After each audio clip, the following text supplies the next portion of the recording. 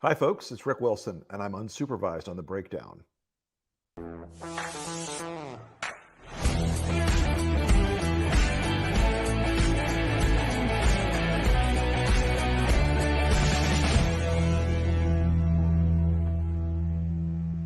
Hi, folks. I'm Rick Wilson, and welcome to the breakdown. My co-host Tara Setmeyer is this week off appearing on The View, and we are delighted and proud of her for that. And we urge you to tune in. We're joined tonight by Dan Barkhuff, friend of the Lincoln Project and one of our favorites. He is the president for Veterans for Responsible Leadership, a former Navy SEAL, and an emergency room surgeon. He is a great guy. We're really looking forward to having Dan on the show tonight. And Dan, welcome back to the breakdown. Thanks for having me, Rick. Excited to be here. Absolutely. Glad you're with us. So Dan, let's just jump right into it. Yeah. You know, we've been talking a lot lately about the role veterans are going to play, both in the 2022 election, where there are a lot of veteran candidates who are coming up this year to challenge on both sides. And also the sort of cultural moment we're having where there have been some folks like the Oath Keepers and the Three Percenters who are recruiting American military veterans for some stuff that, frankly, ends up, some of it is as harmless as sort of pro-Trumpism, but some of it ends up on January 6th. And so I hope we can talk about a couple of those things today. But first, I wanted to let you lead off and tell us a little bit about Veterans for Responsible Leadership. Sure. So, Rick, so Veterans for Responsible Leadership, Vfrl, as we call it, is a veterans-oriented group dedicated to ethical governance. And, originally we started off as kind of an anti-Trump group. And we've sort of morphed into realizing that this fight is not over with the election of Joe Biden as the president. It's a lengthy fight. And, the analogy I like to use is getting rid of Donald Trump out of the Oval Office was getting off the beach, but we still have a long way to go to get to Berlin. Right. I think that's a great analogy. And so you guys have helped, sort of support and train and encourage veteran candidates in the last couple cycles, right? Absolutely, yeah. Right. So we started in 2018 was our first go at the midterms there. Mm-hmm. We certainly had a role in 2020 alongside the coalition of anti-Donald Trump electoral forces, and we're pretty excited about what's going on in this upcoming midterm cycle. There are, as you said, there's a lot of veteran candidates. Some good, some bad. So we're excited to both support those that we think are deserving of support, and also to take a run at some of those folks who we don't feel embody the veteran values. So who are some of the folks you're keeping an eye on that you like so far as potentials for 2022? Yeah, so there's a couple aspects there. There's a couple House races we're interested in. Out in California, we like Quay Quarty, who's got to get through a primary. We also are interested in, we've been looking at Connor Lamb up in Pennsylvania, running for the Senate. We're going to support some of our folks that we supported before. With redistricting, there's certainly some stuff that is yet to be kind of settled out. Right. We're really excited about some of our regulars, Mikey Sherrill and Jason Crow and some of these other folks who have been doing good work in Congress. Yeah, I think a lot of Mikey Sherrill, she's a tremendous leader. I think she's got a great future. As we see that, we talked about this on an earlier show. There are a lot of things that are surprising to some Republicans about the number of Democratic veterans that have entered into political contests in the last couple of years. But I think it really is something that's important because, the veterans' ethos of service to the country and loyalty to the Constitution and the willingness to sacrifice for the greater good, I think it's really something that we're missing a little bit in our politics right now. No, I agree. And, you've got, the peak of veterans in Congress was, I believe, it's close, if this is not exact year, but it was around 1971. Majority of congressional representatives had some kind of military experience. Mm-hmm. Since then, it kind of has dropped off, although our generation, the OIF, OEF generation, is starting to move and starting to, to make runs. There's folks sort of all over the place. Louisiana, we've got a veteran candidate. Alabama, Mike Durant is running, although he was, at 9% the other day in the first poll that I saw. There's vets on both sides of the aisle who are trying to do the right thing. And unfortunately, there are some charlatans out there as well. Sure.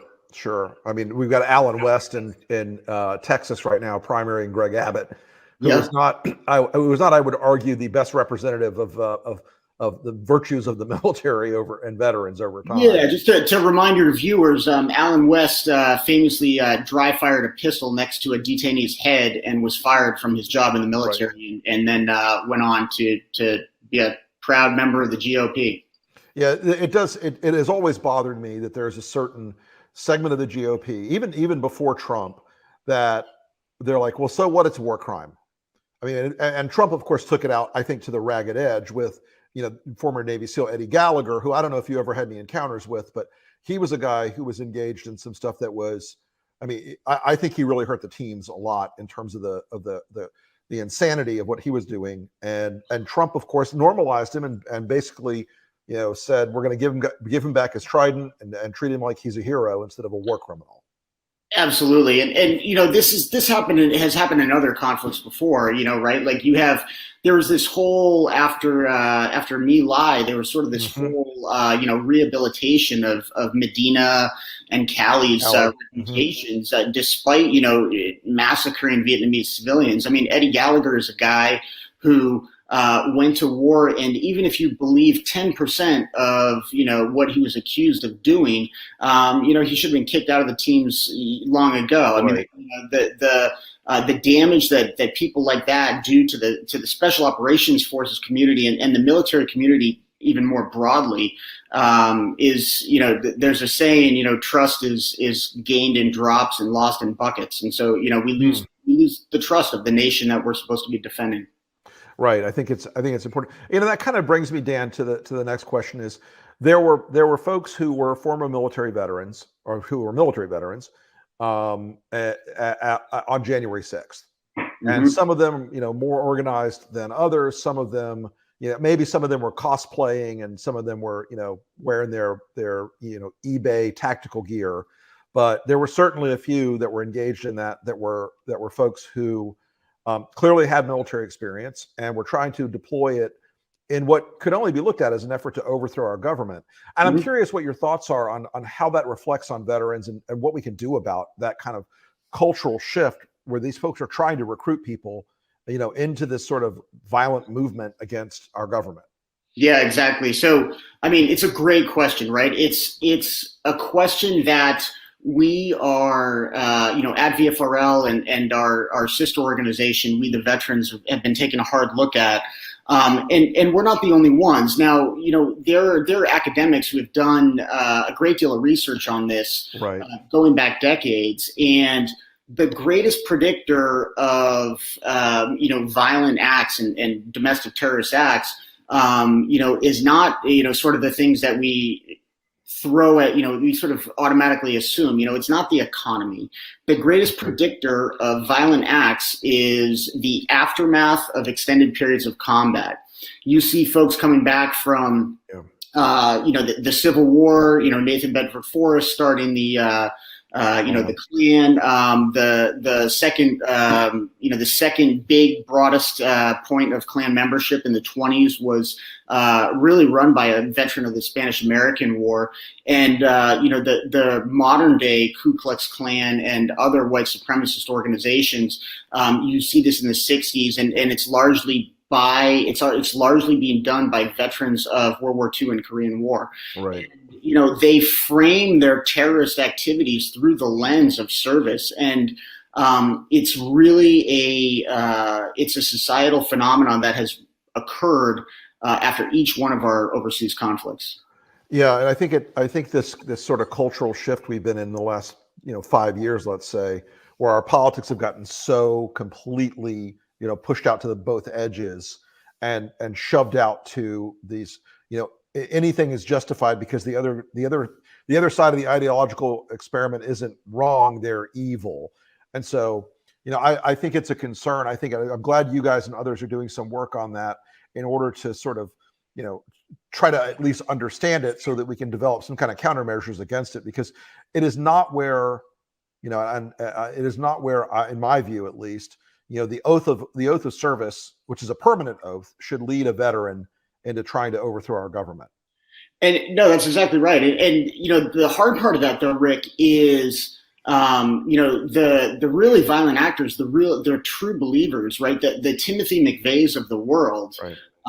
They think that they're doing a good thing. They think they are abiding by their oath, just the way that I think that I'm abiding by my oath to stand up to these people. So, it's when you're dealing with such a fixed, false belief, the only word for it is delusion. It's a delusional belief, and it has to be kind of addressed as such. One of the things that we found that is, well, not we, Vfrl, but the academics who've done this research, is that veterans are getting radicalized when they go home. So for a long time, people didn't know when veterans were getting radicalized. Are they joining the military radicalized?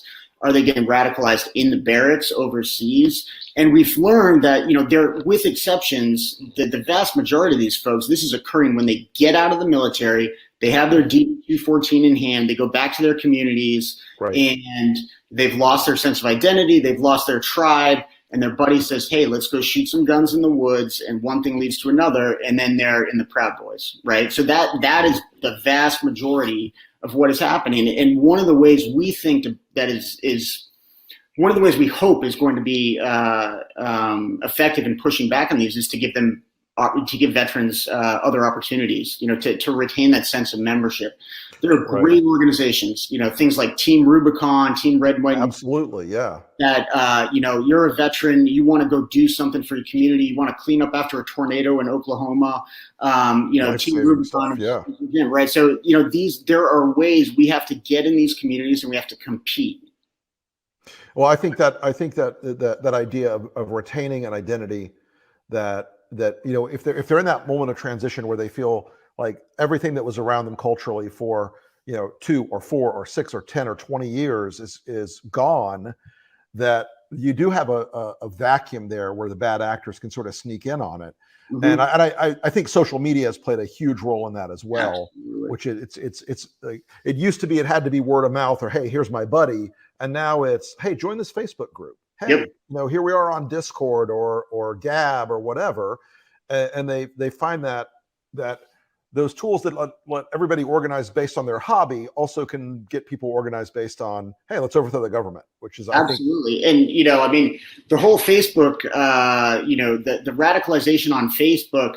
One of the things that's sort of most interesting about it is we have this phrase in the military called the OODA loop. Okay. Sure. So the OODA loop. So you make an observation, you orient, you decide what you're going to do about it. And then you act. Okay, so the OODA loop. It's probably, people use it in medicine, they use it in business, probably all the time now. Yeah. Right. So when you're talking about an OODA loop, right, you want to get inside of your opponent's OODA loop. You want them to be reacting to you. You want to think and react faster. If you and I play a chess game and I get 2 moves for every one of your moves, I win. It doesn't matter if you're Gary Kasparov, right? So this is what is happening on Facebook because it's so decentralized, because it doesn't have a centralized command and control. It's very, very difficult for authorities and people who would push back against these groups to counteract. It reminds me in a way, the 1940 German campaign against the French, where, part of the issue, it wasn't really the French had, they were wimps or their technology was bad. Right. They were slow at making decisions. Right. By the time they made a decision, the Germans were in their rear, right? So that's what makes Facebook so hard to compete with is it's decentralized. Donald Trump is not giving top-down orders. These are crazy people doing their own things all in parallel. And that makes it really tough to counteract. Yeah, there's a certain sense of leaderless resistance to democracy now, and I think that is only powered through social media. That's the only way that happens is through social media. Mm-hmm. But I do think it's also, I think part of this is, the classic leadership by example, Dan, and I really want to salute you and Veterans for Responsible Leadership and groups like yours that are out there trying to show that, the answer for a sense of continuity and community and mission with veterans is still very possible, and it doesn't have to be based on something that is a negative, or that is or that is something that leads to this collapse of our social and political norms and institutions. No, absolutely. And the veteran landscape is, to say it's changing is, it has changed. So, the VFWs, the American Legions, these once upon a time sort of fixtures in the community, have largely gone away. Their memberships are down. Our generation of veterans are not joining the VFW to go to the Friday night fish fry. They haven't adapted to sort of the new landscape. And, so as they die off, and these organizations where veterans once found a community, a sense of togetherness, right.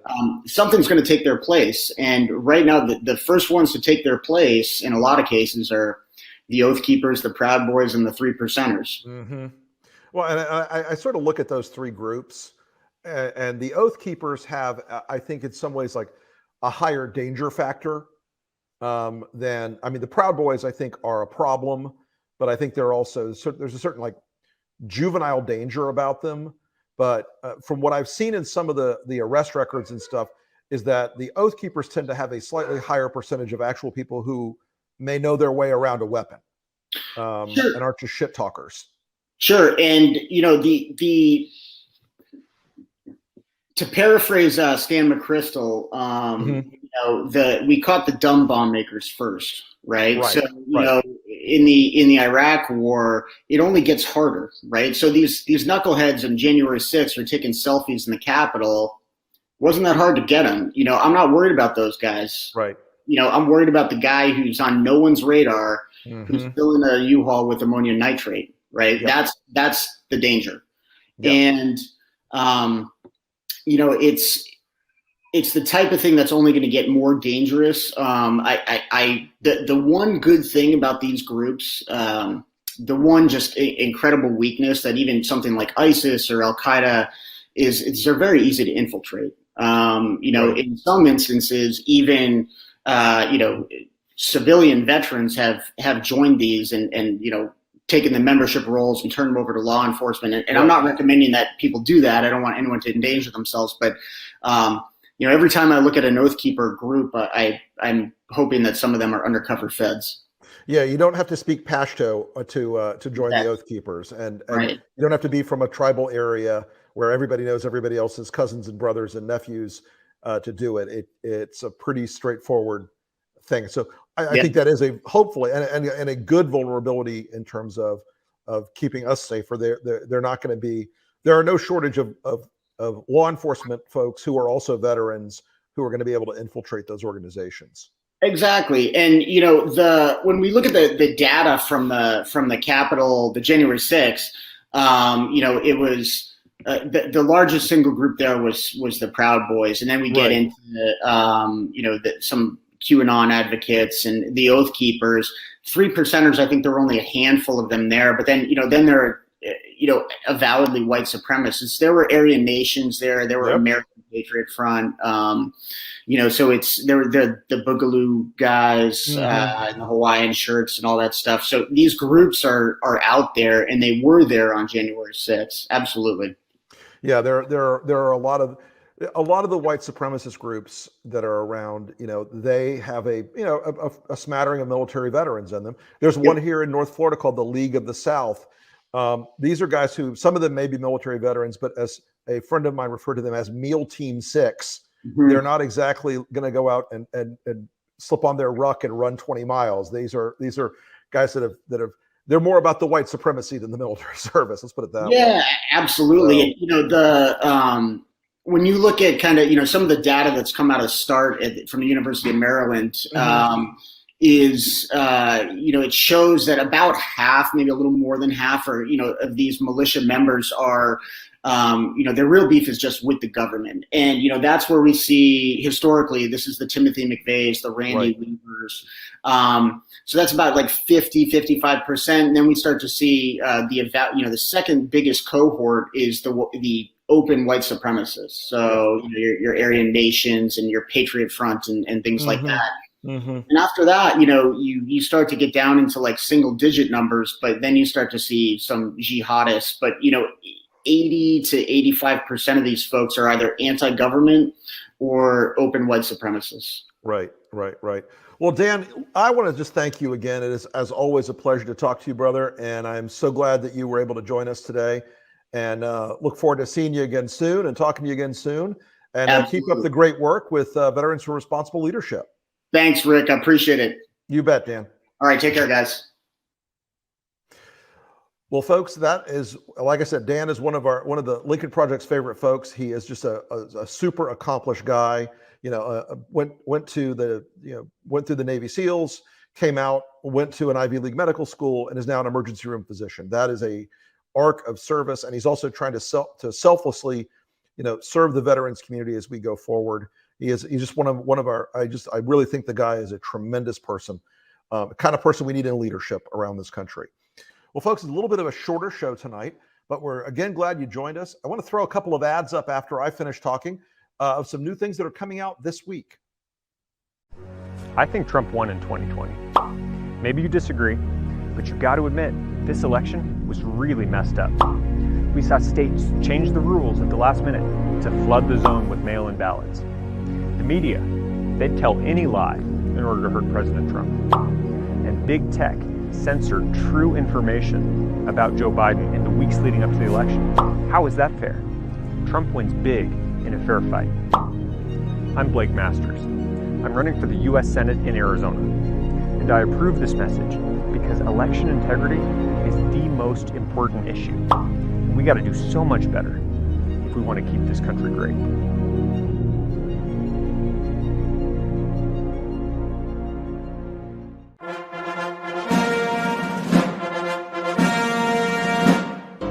The idea that a woman doesn't need a man to be successful, the idea that a woman can live a happy and fulfilling life without a man, I think it's all nonsense. Masculinity is under attack in this country, and men are withering and dying as a result of this. From an evolutionary standpoint, it used to be, women were attracted to your strength because you could defend them from dinosaurs. We're going to get to the bottom of 3 November, and we're going to decertify the electors because not only we're winning on a massive scale. Steve Bannon, close Donald Trump ally, has just been indicted. 8 times as many people die of cold-related temperatures than heat-related temperatures. So while it may be true that surface temperatures rise, actually the question is whether that's actually a bad thing for saving human lives. And there was a wisdom in what Richard Nixon said approximately 40, 50 years ago.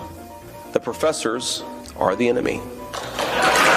Eliminate the U.S. Department of Education. What conservatives, or any individual with a thinking brain, is upset about, and what we are responding to, is the big pharma pervert dressed up as Big Bird. Big Bird is literally hawking an unnecessary vaccine for children. It's perverse, brainwashing filth. These are child predators looking to persuade children to take action without the advising consent of their parent. Big Bird has been doing PSAs on vaccines. You got to go all the way back to 1972. So this isn't a new thing at all. And I think in reporting this, that should be noted. Hillary Clinton and Barack Obama and all of them know that they chose the loser. They chose Satan. So if we are going to have one nation under God, which we must, we have to have one religion, one nation under God and one religion under God, right? Mike Lindell!